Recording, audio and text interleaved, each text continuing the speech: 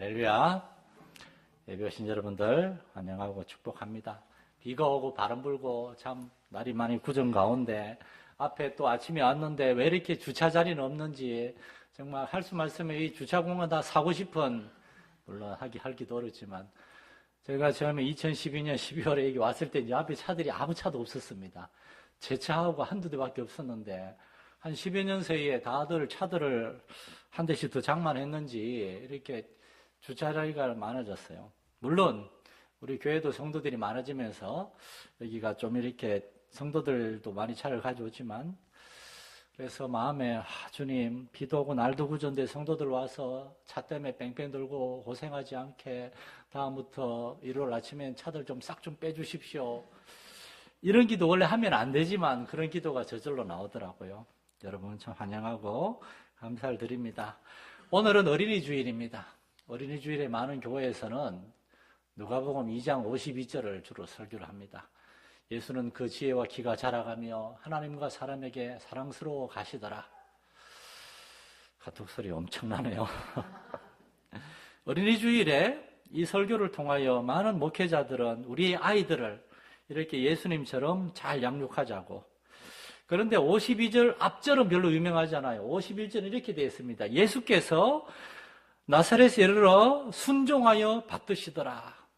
그리고 예수는 지혜와 키가 자라가며 하나님과 사람에게 사랑받더라. 그냥 지혜와 키가 자라간 것이 아니라 예수님은 부모님의 말씀에 순종하여 부모님을 받드시더라. 다른 말로는 공경했더라. 예수님 어렸을 때부터 부모님께 순종하고 부모님을 공경하는 아이였고, 그리고 지혜와 키가 자라가고 하나님과 사람에게 사랑스러워 갔습니다. 이 구절에서 저는 우리는 우리의 아이들에게, 우리의 자녀들, 손자, 손녀들, 또 우리 교회학교 아이들을 두 가지 생각을 가지고 양육을 해야 되겠죠. 첫째는 하나님에게 그리고 사람들에게 사랑을 받는 착하고 정말 올바른 성품을 가진 아이로 양육을 해야 되겠습니다. 정말 우리 주변에는 아이 같지 않은 아이들이 종종 있습니다. 도대체 가정에서 어떤 환경에서 자랐는지, 아직 초등학생인데 이 세상 말로 닳고 닳았다 그래야 되나? 아이가 아니라 정말 말도 그렇고 행동하는 것도 그렇고 정말 이기적이고 버릇없고 아주 말도 막하고 그렇게 고약하게 자란 아이들도 있더라고요. 너무나 마음이 아파요. 우리 아이들은 어떻습니까? 우리의 교회학교 아이들은 어떻습니까? 아이들이 정말 하나님의 사랑을 받을 뿐만 아니라 사람들에게 사랑을 받을 정도로 착하고 정말 아름다운 성품으로 자랄 수 있도록, 정말 그렇게 우리가 아이들을 최선을 다해 가르치고 본을 보여도 아이들은 좀 엉뚱한 곳에 영향을 받을 수도 있어요. 하물며 그렇다면 우리가 아이들에게 신경을 안 쓴다면 아이들은 아무렇게나 자라겠죠. 아이들이 어렸을 때 영국의 요한 웨슬리 목사님은 7살 아이들 12명만 저에게 주십시오. 제가 그 아이들을 통해서 영국을 변화시키는 지도자들을 키워내겠습니다. 아직 어릴 때 정말 아이들이 이렇게 하나님과 사람에게 사랑받는 착하고 복된 성품을 갖게 해달라고 기도하고 양육할 수 있는 우리 선생님들과 부모님들이 되어야 되겠습니다. 두 번째로는 아이들이 또한 하나님을 사랑하고 다른 사람을 사랑하는 그러한 아이들로 키울 수 있어야 됩니다. 사랑을 받을 줄만 알지 베풀지 못하는 그러한 사람이 되어서는 안 되겠어요. 예수님은 사랑을 받을 뿐만 아니라 하나님을 사랑하고 정말 한 영혼 한 영혼을 사랑하는 그러한 사랑의 사람으로 자랐습니다. 다른 사람을 도무지 사랑하지 않고 괴롭히고, 정말 초등학교에서 장애가 있거나 조금 이렇게 외모가 어떤 상처가 있거나 뭔가 부족한 그러한 아이들을 초등학교 아이들이 왕따시키고 막 그런 이야기를 종종 뉴스에서 보면은 초등학교 때부터 이렇게 아이들이 자라면 도대체 저들은 어떻게 자랄 것인가 걱정이 될 때가 있습니다. 우리 교회학교 아이들과 우리 성도들의 가정의 자녀들은 정말 사랑을 받을 뿐만 아니라 그 사랑으로 다른 사람을 소중히 여기고 다른 사람을 존중하는 그러한 사람으로 우리가 양육할 수 있기를 간절히 축원합니다. 그러자면 우리가 아이들에게 본을 보여야 됩니다. 다른 사람에 대해서 뒷담화하고 함부로 얘기하고 막 정치인들에 대해서도 텔레비에 저거 막 욕하지 마세요. 그냥 내비두세요. 그냥. 우리는 다른 아이들에게 본을 보일 수 있어야 돼요. 성경에는 요즘은 잘 사용하지 않지만 성경에 중요한 의미 하나가 나옵니다. 존귀하다. 또 다른 말로는 고결하다. 이 존귀함, 고결함이란 말, 특별히 존귀함은 하나님께 많이 쓰고 하나님 또한 사람을 존귀하게 창조하셨다 그러고 사람들을 고결하게 자라게 명하셨죠. 고결이라는 말은 높을 고에 깨끗할 결, 맑을 결을 써서 아주 높은 수준의 깨끗함과 맑음입니다. 평범한 수준이 아니라 아주 높은 수준의 우리 그리스도인들은 예수님을 보면서 그러한 고결함, 그의 인격, 성품, 그의 말과 그의 행동 거지, 거기에서 우리는 고결함을 봅니다. 우리는 우리 자신도 그러한 예수님의 고결함을 닮아야 가야 되겠고 우리의 자녀들과 아이들에게도 이러한 것들을 가르칠 수 있어야 됩니다. 오늘날 교회가 이렇게 하나님과 사람들 앞에서 정말 말로만 예수 믿는다라고 하는 것이 아니라 정말 우리의 말과 행동과 우리의 마음가짐, 삶에 있어서 이러한 존귀함, 고결함을 예수님을 닮아가려고 할 때 여러분 가정에 믿지 않는 사람들과 여러분 주변에 믿지 않는 사람들, 심지어 여러분의 직장에 믿지 않는 사람들도 여러분을 보면서 저 사람은 우리하고는 분명히 다른 사람이다. 저 사람은 정말 착하고 진실하다. 야, 나는 교회 안 다니지만 정말 교회 다니는 사람은 무언가 다른가 보다. 이런 것을 보게 될 것입니다.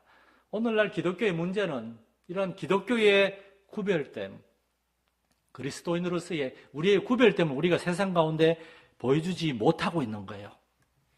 우리가 우리의 자녀들을 그렇게 하나님과 사람에게 사랑받는 사람으로 우리가 양육할 뿐만 아니라 우리는 우리 자신을 보면서도 우리는 계속해서 우리 나중에 육체의 장막을 떠나 하늘나라에 들어갈 때까지 계속해서 자라가고 변해가야 됩니다. 저는 오늘 우리 어른들도 우리 아이들뿐만 아니라 모든 어른들도 하나님 앞에서 하나님과 사람에게 사랑을 받는 그러한 정말 믿음의 사람이요 고결한 인격과 성품으로 변화되고 자라갈 수 있기를 예수님의 이름으로 축원합니다.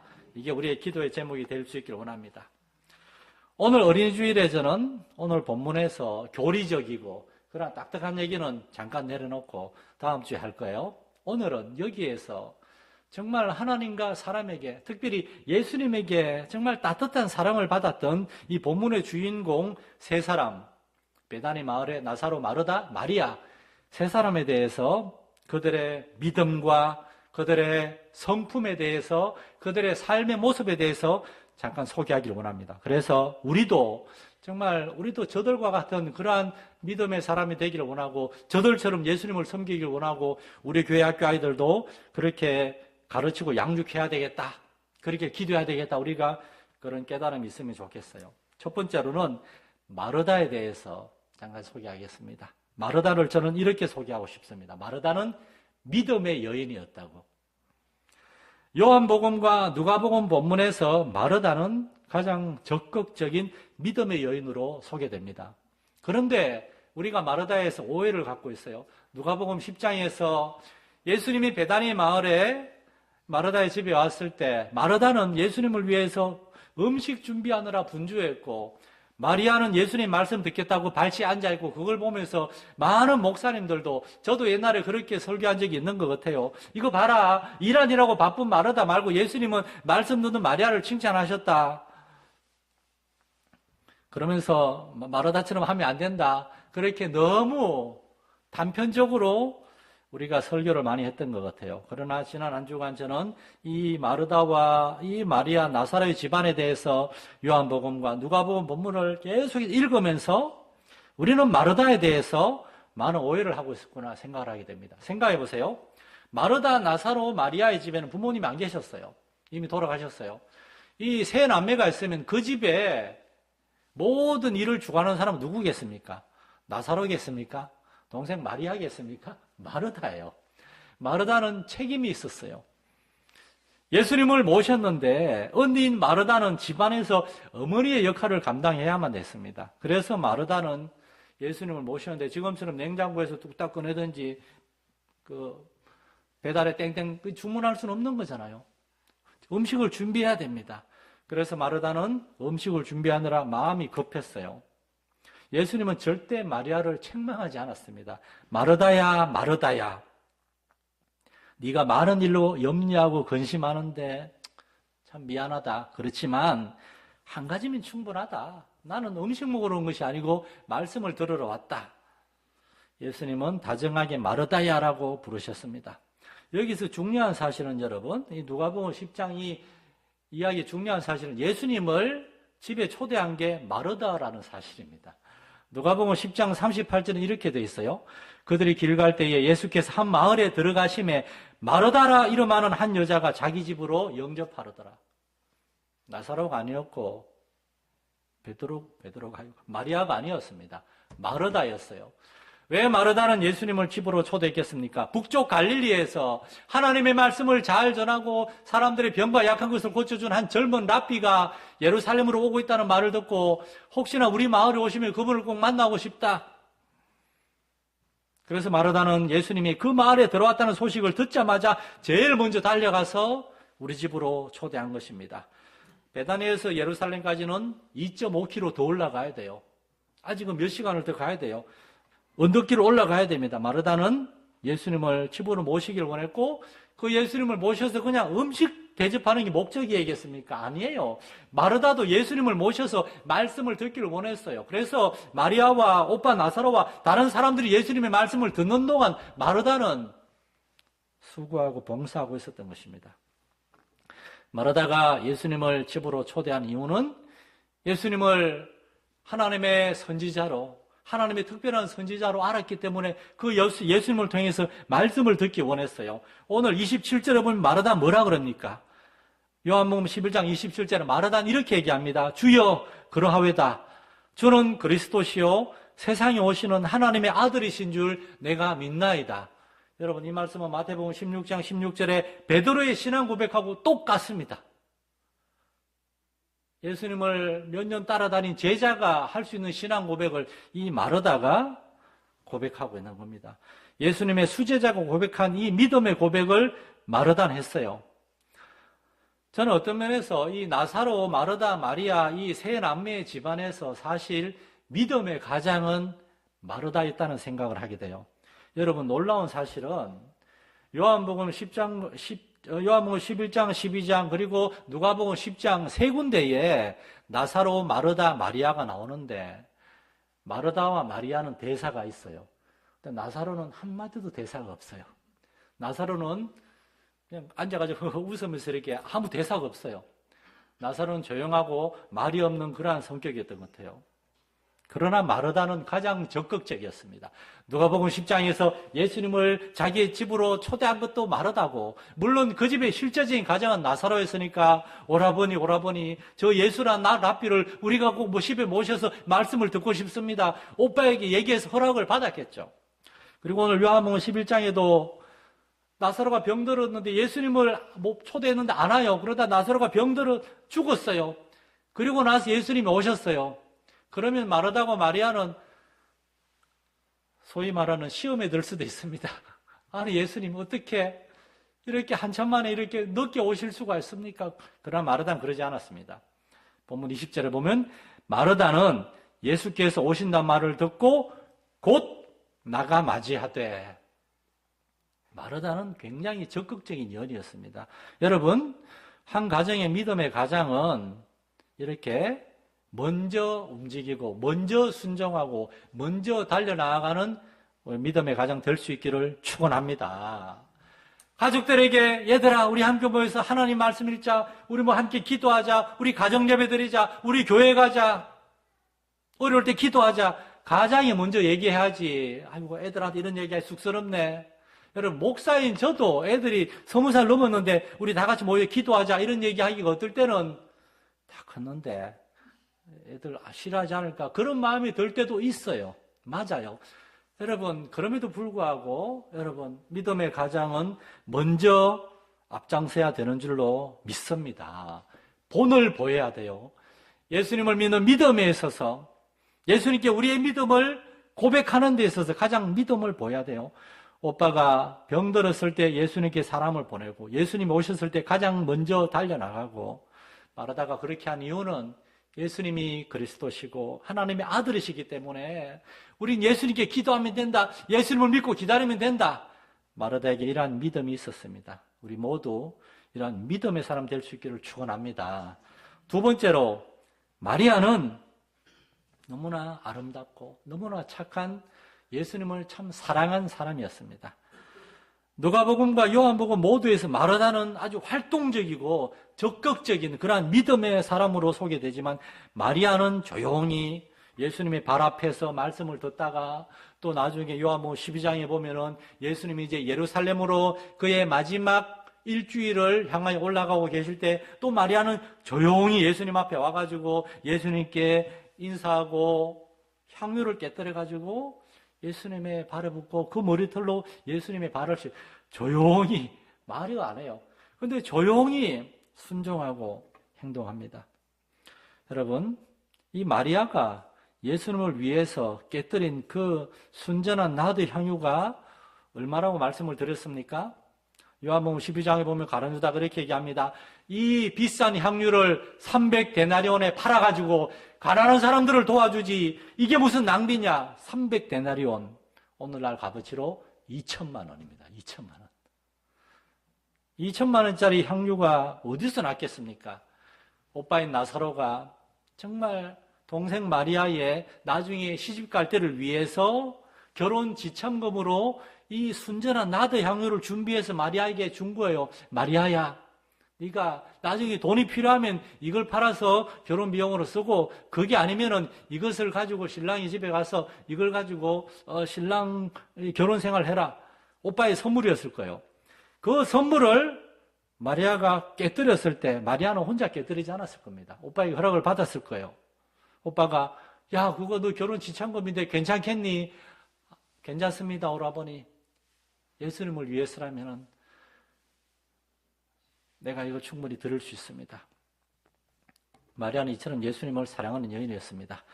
사랑하는 성도 여러분, 기독교란 하나님을 사랑하는 것이고 하나님의 우리에게 보내신 예수 그리스도를 사랑하는 것입니다.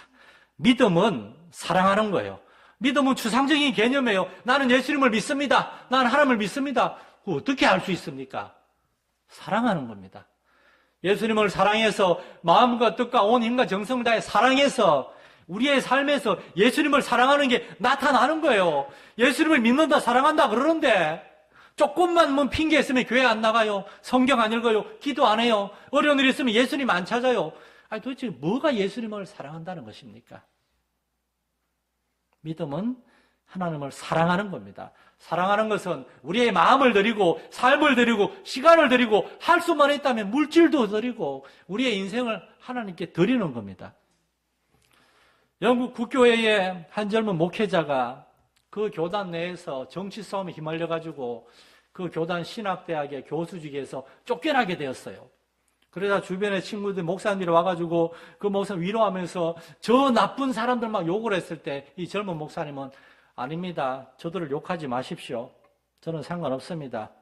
그리고 이렇게 대답했다고 그럽니다. 저는 하나님을 사랑하기 때문에 참을 수 있습니다. 하나님을 위해서라면 참을 수 있습니다.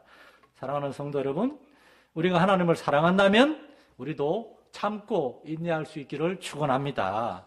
예수님을 사랑한다면 우리는 예수님 앞에 나와서 말씀을 들을 겁니다. 잠언 8장 17절에 하나님께서는 나를 사랑하는 자들이 나의 사랑을 입으며 나를 간절히 찾는 자가 나를 만날 것이니라 말씀하십니다.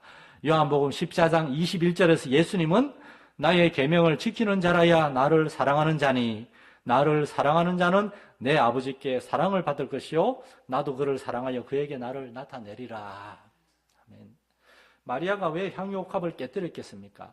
마리아는 예수님을 너무나 사랑했기 때문에 예수님의 말씀을 들으려고 제일 그 앞자리에 앉아서 말씀을 듣는 여인이었어요. 그래서 제자들은 다 듣고 잊어버렸지만 마리아는 예수님이 인자가 예루살렘 올라가서 사람들에게 잡혀가서 이방인들에게 넘겨져서 고난당하고 죽임을 당할 것이다. 마리아는 그 말씀을 들었어요. 그래서 예수님이 이제 예루살렘 올라가시면서 내가 예루살렘 올라간다 그랬을 때 마리아는 알았던 겁니다. 아, 예수님이 예루살렘 올라가시면 고난을 당하시겠구나. 그래서 마리아는 자신의 향유를 깨뜨려서 그 머리털로 예수님의 발을 씻었고 예수님의 십자가의 죽음을 미리 준비한 겁니다. 예수님은 그러한 마리아를 보면서 그를 가만히 두어라. 그는 나의 장래할 나를 위하여서 그것을 준비한 것이다. 마리아만 예수님의 말씀을 기억하고 있었습니다.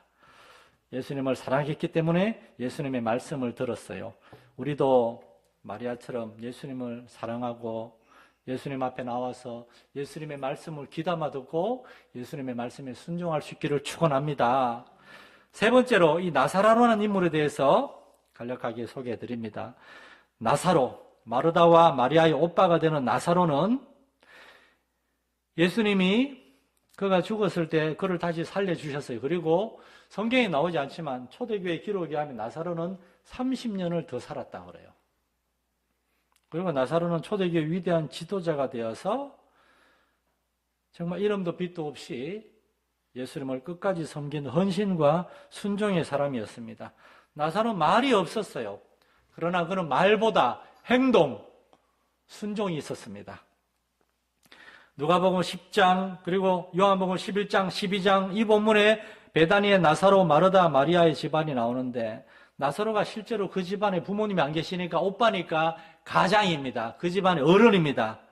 그런데 누가복음 10장에서 마르다가 예수님을 초대하고자 할 때 나사로는 그것을 반대하지 않았습니다. 나사로는 허락을 했어요. 나사로가 허락하지 않았으면 마르다가 그렇게 초대할 수 없어요. 실제 가장은 나사로였으니까. 나사로는 병으로 죽었다가 예수님에 의해서 다시 살리심을 받았습니다. 그로 인해서 예루살렘에 많은 유대인 종교 지도자들이 나사로 때문에 많은 유대인이 예수님을 믿게 된 걸 알고 요한복음 12장 10절에 보면 대제사장들이 나사로까지 죽이려고 모의했다. 그렇게 되어 있습니다. 그런데도 불구하고 나사로는 예수님이 예루살렘 올라갈 때 또 한 번 예수님을 집에 초대합니다. 많은 유대인들과 특별히 유대의 종교 지도자들이 예수님을 미워하는 걸 뻔히 알면서도 그리고 예수님 때문에 자기 자신까지도 미워하고 죽이려 한다는 걸 뻔히 알면서도 나사로는 숨지 않았습니다. 자기의 믿음을 숨기지 않았습니다.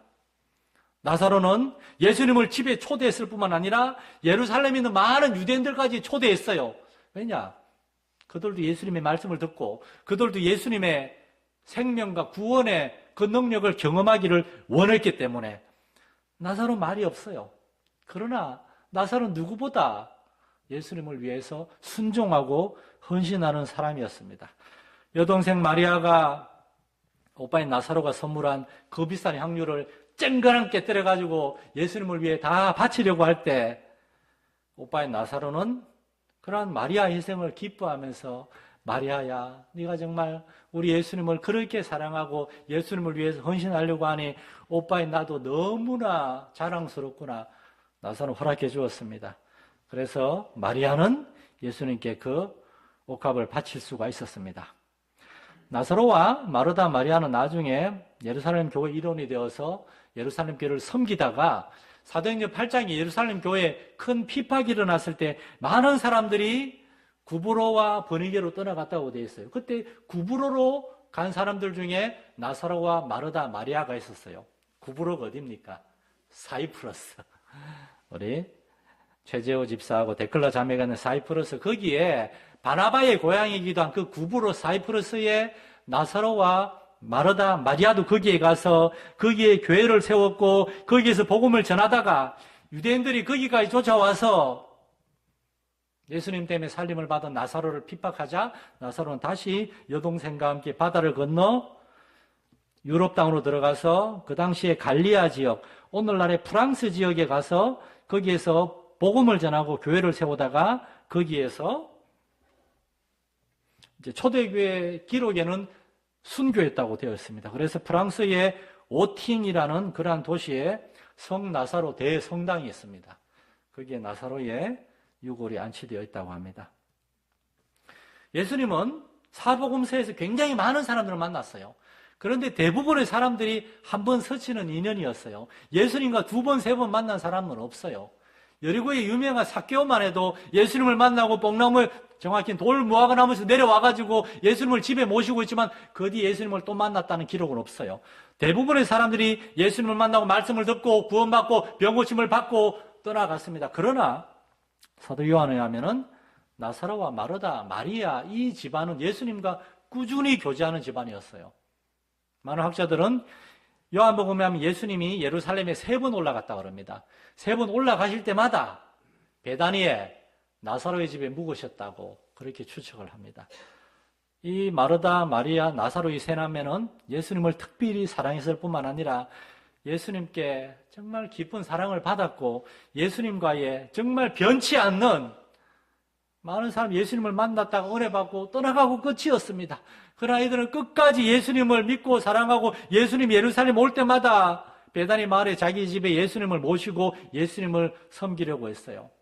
여러분, 신앙생활은 꾸준함입니다.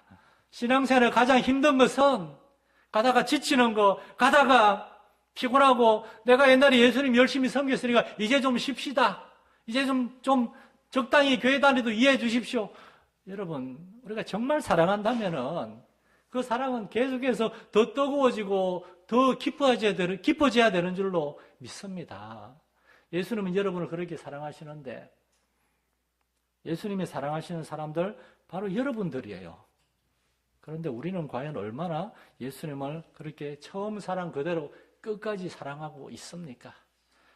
이 아름다운 세 남매처럼 예수님의 사랑을 받았으니 나이가 들고 시간이 가고 삶의 어려움이 있다 하더라도 그걸 핑계로 예수님에 대한 우리의 사랑이 식어지는 것이 아니라 예수님의 사랑이 더욱더 풍성해진 것처럼 우리도 시간이 갈수록 더욱더 예수님을 뜨겁게 사랑하고 예수님을 섬길 수 있는 우리 성도들 될 수 있기를 간절히 축원합니다. 하나님